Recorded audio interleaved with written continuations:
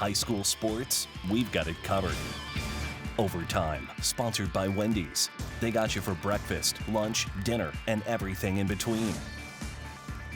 Hello everyone, welcome to Overtime and welcome to football season, football in March. Yeah, I'm Scott Leber. And I'm David Greenberg. We said goodbye to basketball season last week and we say hello to football this week. We'll try our best not to refer to touchdowns as slam dunks, but we do have some touchdowns to bring you on this opening night. Lots of highlights, including a battle of state-ranked teams Lena-Winslow and Princeton. We'll also spotlight a Winnebago football player who just won't give up no matter how many times he gets knocked down. We'll also look ahead to some of tomorrow's action. And we'll be joined live here in studio by our new analyst, Tim Bailey, to break down one of tonight's key Nick 10 games. Let's get to it. And we will begin in the Nick 10. A lot of teams are playing at alternate stadiums this season so they can preserve their grass surfaces by playing on turf. So tonight, the defending Nick 10 champion, Boylan Titans, played a home game on the turf at Harlem against East. Did you follow all that? Now, the stands are filled to 20% capacity there. The Boylan student section, these guys are ready for football season. Hey, Tristan Guile here is back at running back for the Titans. He scores on a 6-yard run in the first quarter. Now, look at the Titans defense. Matthew Logan just slings down Shamar Lewis. Then back on offense, Guile will take a dump pass. Watch the stiff arm here. And then he is going to come right into your living room. Look out, hello. Benito Jass is the Titans quarterback this year. Let's watch Jass go to work here. He's going to roll out with a run-pass option. He chooses to run, and a great run it is as he spins and fights into the end zone, lunging, and the Titans win up 14-0. Still in the second quarter, Jass wants to pass. And look at this. He has a wide-open Joey Apino. That's a 37-yard touchdown. Coach Catch, I think he's going to take that play every day of the week. Now, things got hairy here in the third quarter after a late hit. The two teams come together, a little shoving. Fortunately, no punches thrown. The East coaches did a good job getting this under control. No ejections, just some offsetting penalties. Boylan opens with a 41-0 shutout of the E-Rabs. Well, we are joined now by our analyst this season, Tim Bailey. Many of you know Tim. He's a former Boylan football standout and the top trainer at Mercy Health Top Performers. He's worked with all the big names, Fred Van Vliet, James Robinson, Dean Lowry, helping to mold them into better athletes. Tim knows his stuff. So, Tim, we are so glad that you were here and part of the team this year. Tonight we had you at that East Boylan game from start to finish. Let's start with the E-Rabs. They want to run the football under Coach Griffin. That's what Coach Griffin does. Didn't quite work out for him tonight. Yeah, that's their bread and butter. I spoke with Coach Griff before the game, and he said 99.9% of the time throughout the game, they're just going to run the ball, and that's East High School's forte. They like to run the ball. Their offense is predicated on the run. When you're playing East High School, you have to be prepared for the run, but. Going forward, after this week, I like to see East mix it up a little bit. I like to see East maybe try to throw the ball, a couple times a game, just to get some momentum, just to try to create a better offense. You and I were talking earlier at the game how East likes to start their tailback way back deep in the offensive backfield. What do you think of that? Yeah, it's something that I don't like. I think the tailback should be within at least 5 or 6 yards of scrimmage. This tailback is getting a head start. He's at 12 yards back in the backfield, and he's having to be able to actually pick up some steam to be able to get the handoff. And you saw tonight things were kind of sloppy, with the pitches and the handoffs and things like that, and the timing really wasn't there. And personally, I think that's all due to the running back being lined up so deep. Going to Boylan just for a quick second here, what did you think of new quarterback Benito Jass coming in his first season? I like Jazz. He gets the job done. Coach Catch, obviously, he trusts him. And tonight, he showed great poise, back there, controlling the offense. A great runner. He's not going to be the type of quarterback that's going to, wow you with 200, 300 yards a game, but, he's going to fight. He's going to command his troops, and he's going to do what he can to get that W up on the board. Yeah, they had a big win tonight. Last year they were 9-0. Can they continue that same type of success this season, you think? Well, I think they can. I think Boylan's always going to be one of those top teams in the conference, and as long as guys stay healthy, It's a short season, so, you saw a lot of injuries happen tonight with a few guys from East, I think a couple guys from Boylan. So, but if they can stay healthy, yes, I do think the Titans and some other top-tier teams can actually have a shot at this in the next 6 weeks. Tim, East last year played C.J. Berry, an explosive athletic player, as their quarterback. They've moved him now to more of a running back. But we did see him late in the game tonight go back to quarterback a little bit. I just wonder if maybe as the season progresses, maybe do you think we might see C.J. Berry back at quarterback for East? Or what's the best way to use that young man? I think the best way to use Berry is you want that type of kid, you want the ball in his hands at all times. And I think the adjustment that Coach Griff made was an A-grade adjustment. Bringing him in at quarterback and allowing him to get the ball in his hand a little bit more, as I alluded to earlier. With him lining up in the backfield so deep at 12 yards, it was hard for him to be able to get any type of really good downhill run, any good downhill momentum built up because of, the defense of Boylan. If you know Boylan's defense, they got some big boys up front. And those boys were in the backfield within a split second. So I think part of the adjustment was also due to, being able to get the ball into Berry's hands immediately without any type of hiccups along the way. Obviously was not East tonight. The scoreboard speaks for itself. What do you think that they can take as a positive moving forward for the rest of the season? I think East can learn from this. I'm pretty sure, like all high schools do, they'll go back, either watch film on Sunday or Monday, and make those adjustments. If I'm a high school athlete today, these kids have to pay attention in the film room because you want to correct those mistakes. You don't want to go out week in and week out making the same mistakes that you made in week 1 and week 2 and week 3. And you're still making those same mistakes in week 4 and week 5. So, I think East can take a lot away from this. Don't turn the ball over. Know your assignments. Work on your timing and things of that nature. So, I don't think this is the end of the road for East over the next 6 weeks. I think they're going to make some minor adjustments, and I think they're going to be okay. Tim, thanks for the input, and join us again next week, all right? Absolutely. You're going to be back here, right? Thank you. Yes, all I right. will. Thanks, Tim. That's Tim Bailey, folks. We've got more Nick 10 action straight ahead. We'll get our first look at James Cooper and the Harlem Huskies. Could they get out of the gate fast tonight at Auburn? You're watching Overtime. James Cooper II hasn't been around forever in the Nick 10. It just seems that way to the coaches around the conference. Cooper's in his 4th season as Harlem's starting quarterback. He holds almost every passing record in Harlem's record book and some conference records as well. This season he could pass Jace Bankard and become the conference's all-time leading in passing yards. Tonight, Cooper and the Huskies open up at Auburn. First quarter Auburn ball. Jaquan Brady takes the snap. William Key gets stuffed by Adrian Palos and Jack Huffman.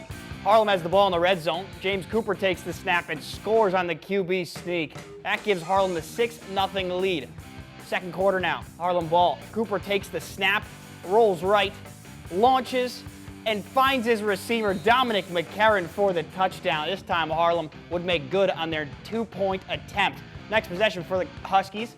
Cooper hands off to Palos, who carries the defender into the end zone. Ensuing possession for Harlem after the Auburn turnover. Cooper takes the snap, rolls, looks, and fires, and it's Dazion Jordan for the score. Harlem went for 2, and again couldn't convert, but they win big, 36-12. Cooper's not rusty. At Swanson Stadium, Guilford hosted Belvidere, and hey, Jim Morrow made his debut as the head coach of the Bucks, his alma mater. Morrow was the head coach at Harlem for 15 seasons. Guilford's ball, Antique Mohammed, is going nowhere. Joe Alvarez sees to that with a tackle for loss. Justin Dennis on the QB keeper for the Bucks. How about this slick run? He's still going. And still going. He finally brought down inside the 35. Dennis again on the keeper again. Another good run. Kind of like the way he moves. He's deceptively shifty and quick. He's finally shoved out of bounds at the 6-yard line. Jonathan Urbieta then standing up is into the end zone. Bucks led 7-6. Before halftime now, it's Alvarez on the keeper again. The sophomore plows in from a yard out. That made it 14-6 Bucks, but Guilford rallied, forced overtime, and pulled this one out 20-14. Let's go to the Pretzel Bowl. Freeport hosted Jefferson. Second half. Jamari Adams takes the handoff, runs right, and he'll sneak his way into the end zone, 28-8. Pretzels lead. Tough sledding for the Jayhawks in the second half. But here's Nick James completing the pass to Gearhart. Gearhart splits the defenders for the first down. Pretzel's ball now. Xavion Segner. He'll go deep. Got a man. It's Kyrie Shirley, and Shirley hauls it in for the big gain. And look at this, he's pumped up. I would be too. Same possession. Segner with a quick pass to Corian Ewell for the easy 6. On the ensuing kickoff, watch carefully as DeMario Fleming returns it, runs right, then Freeport's Teron Jackson just strips it, and Jackson runs all the way back for a touchdown. The Pretzels shut out the Jayhawks in the second half. Freeport wins this one 42-8. Two Nick 10 teams will kick off their seasons tomorrow afternoon. Hononegah will host Belvidere North at Harlem. Again, Hononegah preferring to play on the turf rather than its own field. Yeah, this could be the best Nick 10 matchup of the weekend. These two teams tied for second place in the conference last season. Belvidere North graduated a huge senior class, but the Blue Thunder feel like they're still going to be very strong. I mean, last year, a great defense carried them to a 7-3 record. One of those 7 wins came against Hononegah. The Blue Thunder expect to be strong on the defensive side of the ball again. I think our defense is going to be good again. I mean, Coach Beck always puts together a good game plan for our defense, and I think our offense will be able to hold its own ground. So, we got the better of them last year, but up until that point, we hadn't beaten them for I think 6 years. So, we know we're going to have to play our best game, to have a chance to be successful. And I think we're all stoked. I mean, we've been waiting over a year for this. I'm pumped. I can't wait. The Hononegah Indians are also pumped. They return some key seniors, and they have a very talented junior class led by quarterback Isaac Wisenan. The Indians haven't forgotten about that loss to Belvidere North last season. As a coaching staff, I think we've hyped it up a little bit. We said, hey, remember last season? Remember how that felt? Remember just 1 or 2 plays can make a difference in the game. It's definitely a little chip on your shoulder when you lost to them last year, and this year you just got to go out and compete. It's going to be a dogfight, and if we don't come prepared, then the same result's going to happen last year, but I really think that we are prepared. I am looking forward to that game. And David, you made a little road trip tonight down to Princeton. I did, just a little one. There was a great matchup down there between 2 state-ranked teams. Lena-Winslow took on the Princeton Tigers. We got the highlights and reactions from Lena-Winslow's coach next.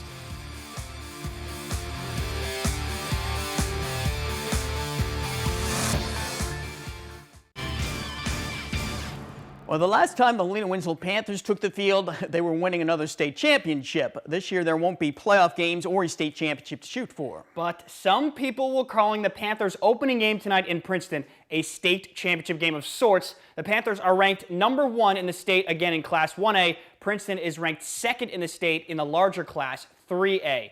So let's go to Princeton for this tantalizing matchup between the Panthers and the Tigers. Princeton got the ball to start the game. Quarterback Tyler Gibson going left. Tackle comes and he loses the ball. It's picked up by the Panthers' Ethan Fye and taken all the way back to the house for 6. But Princeton was able to respond with NIU commit Rondé Worrells lowering his shoulder and punching it in.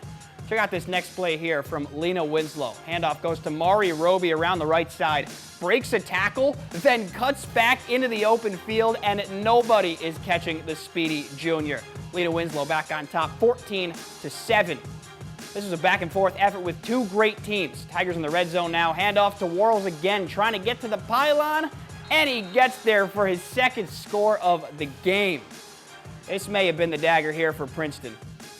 Gibson takes a snap, looks left, fires, and drops it right into the breadbasket of a wide-open Bennett Sierens with nothing but green grass in front of him. This one featured 2 great teams, but Lee Wynn falls to Princeton 35-14. All right, we've got one other NUIC game to talk to you, to tell you about tonight. It was Orangeville 18, East Dubuque 14. All right, let's check out some 8-man football now. South Beloit playing at Polo. Polo was rocking early on. Parker Wilbur off the handoff and all. Boy, he could go all the way, but not quite. Not so close. I hate it when that happens. Down at the 2, but they turn the ball over on downs. Not to fret those, the Sobos turn it over after the high snap, and the Marcos back in business, and they would punch it in this time. Parker Wilbur getting the touchdown that he just missed earlier. Later on the first, Polo with it again. Tyler Meridian going to keep it. Pitch is now to Wilbur, and he's off to the races again. He'll get his second TD. It was 12-0 Marcos. They need 11 guys on defense to stop him, not 8. South Beloit would not go away quietly, though. Here's the 6'4" tight end, Miles Beckham, going up and grabbing it with one hand. Oh, my. And you want to know how good a trick play works out? It fakes everybody out, including our cameras. That's Fernando Valderas taking it in for the Sobos. Polo wins this one big, though, 52-26. Coming up next, we have the story of a local football player who refuses to give up. He is Winnebago senior Micah Gearhart with a message that we all can learn from.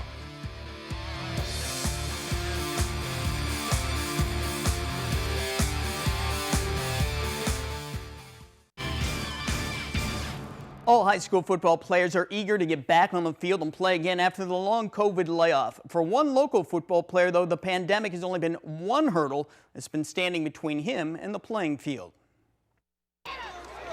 This is the type of play Micah Gearhart can make for Winnebago, darting into the backfield from his linebacker spot, bringing down an opposing ball carrier, or at running back, galloping through a defense to the end zone for a touchdown. Unfortunately, Winnebago fans haven't seen as much of that as they'd like to because Gearhart has been riddled with injuries since his freshman year. That year, he had a partially torn quad. His sophomore year, after week 3, he needed surgery for a torn ACL, torn MCL, and torn meniscus. His junior year, he missed the last 5 weeks of the season after suffering a concussion. Later his junior year, during track season, he suffered another torn meniscus. And just a couple months ago, he fractured a wrist while lifting weights. The hardest one was probably the ACL just because it was such a long recovery. Was there ever a time after one of those injuries where you thought, man, I might not be able to play football ever again?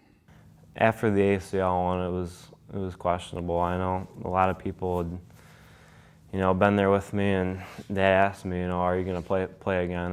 Gearhart's parents, Mike and Megan, were at the games when the injuries happened. Mike helps with stats. Megan's a physical therapist at her day job, but during football games, she's Winnebago's team photographer. The concussion was probably the hardest one, actually, for me to deal with. I'm comfortable with orthopedics, being with what I work in, so I kind of knew what to expect. Gearhart has spent so much time in rehab, he probably knows more about it than half the therapists in Rockford do. After each injury, he buckled down and went to work doing whatever he needed to do to repair his body. Did you ever consider, just throwing in the towel and not trying to come back from all these? No, I just see an injury as an obstacle that you overcome, and once you overcome the obstacle, there'll be something waiting for you. What did you learn about Micah through all this? He's a tough kid. He's very tough, yeah. At first, you don't think he can come through, he'll have another problem and stuff. You just keep going and going and going, and now all of a sudden, he gets hit with another dilemma. So it's one step forward and 2 steps back, and thankfully he's got the initiative and and the drive to keep going. Gearhart is healthy now and ready to roll into his senior season. He's a big piece to the puzzle for Winnebago's football team, and he's an inspiration to his teammates and coaches. Yeah, I think it's just that competitive drive that he has, to compete, and I love that in him. He's kind of that emotional leader too. The other kids feed off him, his intensity, his physicality. And what have all these trials taught Gearhart? I'd say a life lesson, just kind of enjoy it when you have it. Don't take it for granted. Gearhart has dealt with a lot for somebody so young. Now, we all get knocked down in life in various ways. Well, Micah is a good example of how we all just have to keep getting ourselves back up. No doubt. I think we'll all be rooting for Micah this season. Winnebago's first game will be next Saturday in Mendota against Stillman Valley. Well, let's take one final time out and check out another overtime flashback. It was October 2nd, 2015, another night when the great James Robinson dazzled at running back for the Lutheran Crusaders. The Mendota Trojans were his unfortunate victims. On his first carry of the night, Robinson broke loose for a 60-yard touchdown. That was the first of 6 times he would find the end zone rushing the football. 4 of those touchdown runs covered more than 50 yards. Robinson wound up with 298 yards on only 10 carries. And for good measure, he added a 47-yard touchdown reception. Lutheran beat Mendota 54-7. We wrap up this show with our play of the night. Back to the Boylan East game. Boylan quarterback Benito Jacks. He'll throw, and Joey Apino's all by himself downfield. That was too easy, but still worth celebrating if you were wearing green. A 37-yard touchdown and our play of the night. Well, tomorrow there is more football to be played. Aquin against DuPac at Auburn's Wyatt Stadium. Galena against EPC on the turf at Freeport. Morris plays at Rochelle, Canelan at Sycamore, and Matea Valley will play at DeKalb. Be sure to join us each Friday night at this time for Overtime. We also rebroadcast the show Sunday mornings at 9 on Fox 39. And remember, for highlights and scores anytime, go to our website, mystateline.com. That does it for this episode. Have a great weekend, everybody.